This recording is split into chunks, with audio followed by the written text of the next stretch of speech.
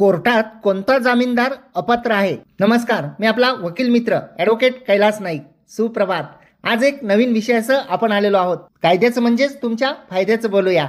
एखाद्या दखलपात्र गुन्ह्यामध्ये आरोपीला जामीन मिळाल्यानंतर माननीय न्यायालयाने केलेल्या आदेशाप्रमाणे आरोपीला न्यायालयामध्ये जामीन द्यावा लागतो. जामिनाची रक्कम किती आहे यावर मिळकतीचे उतारे सादर करायचे की सॉल्व्हन्सी सर्टिफिकेट सादर करायचे हे ठरवले जाते. माननीय न्यायालय आरोपीने दिलेला जामीन स्वीकारावा की नाकारावा याबाबत अधिकार दिलेले आहेत. माननीय न्यायालय हे आरोपीने दिलेला जामीनदार हा सक्षम नसेल तर तो नाकारूही शकतात. आरोपीस नवीन जामीनदार देईपर्यंत जेलमध्ये सुद्धा ठेवू शकतात. जामीनदार हा पूर्वी कोणत्या एखाद्या गुन्ह्यामध्ये आरोपीला जामीन झालेला असेल व ती केस प्रलंबित असेल तर त्या जामीनदाराला पुन्हा दुसऱ्या केसमध्ये दुसऱ्या आरोपीला जामीनदार म्हणून होता येत नाही किंवा जामीन देता येत नाही. माननीय न्यायालय हे जामीनदाराचा जामीन नाकारू शकतात. व्हिडिओ आवडल्यास